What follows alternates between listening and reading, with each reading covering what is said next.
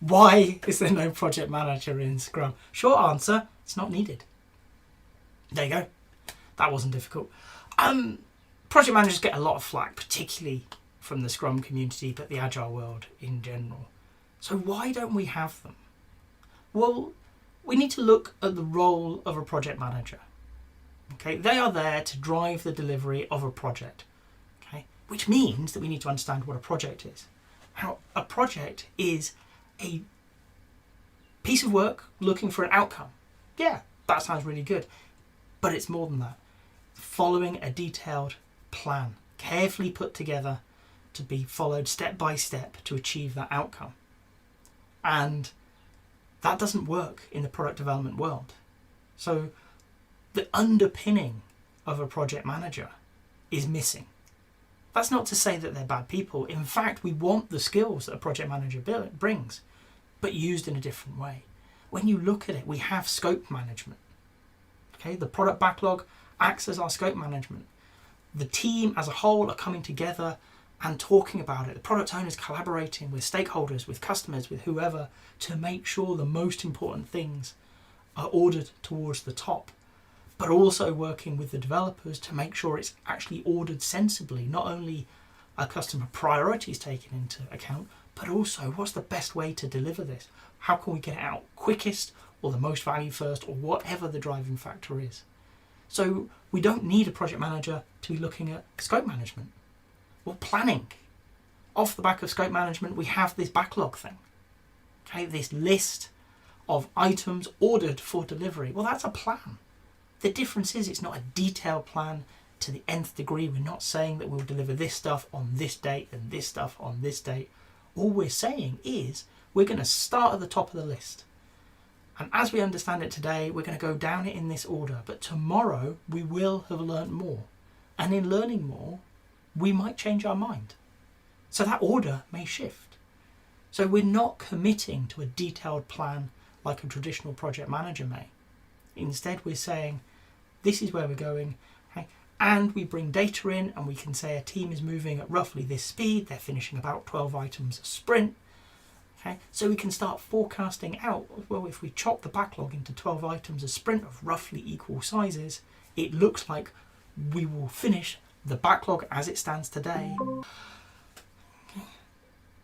So, scope management, planning, sorted. Risk management. Well, I've actually always felt bad for project managers having this dumped on them.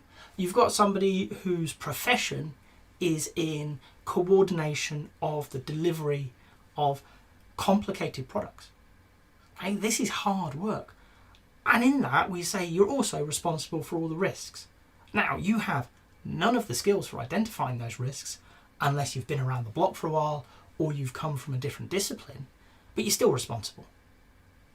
Well, think about it. You've got product risks, things that the product owner is going to be aware, are we building the right thing? Are we building it at the right time? They need to be talking to their customers, their stakeholders, to make sure that they're answering these questions and having sight of potential problems, risks coming down the line. We have technical risks. The developers are thinking about, can we build this? Is this actually possible? Are we building it in the right way? There are lots of options. Which ones do we choose? So they're going to be involved in that risk conversation, and your Scrum Master is going to be thinking about the process risks. Actually, we've got Scrum, but very often in an organisation with other things going on. So what are the risks? Are there policy changes coming in that the Scrum Master is aware of and wondering how is it going to impact the team? So between the three roles, they're doing the risk management. And I can go through all of the different aspects of a product manager, a project manager, and make this case. But the reality is, project management works in the complicated domain and in the simple domain when we're talking about systems theory, about chaos and things. It doesn't work well in the complex space, not because they're bad people, not because we don't need those skills, but because we use them in a very different way. In fact, when you have uncertainty, the best thing you can do is invariably push the decision making to where the knowledge occurs. And in a complex space, the knowledge occurs at the coalface with the people doing the work. So project managers are one step removed and therefore not in the ideal position to make these decisions, to manage these issues that are coming up, or this information. So Scrum doesn't have project managers. As a bonus though, Scrum doesn't mention project managers. Can you do Scrum with a project manager? Yeah, sure. There's nothing in the Scrum guide to say you can't. But, and it is a big but, what are they doing? If you think about it, they're not involved in planning, scope management, stakeholder management, cost management, risk management, quality management. That's all taken over by the Scrum team in a diffuse approach of team accountability. So what is your project manager doing?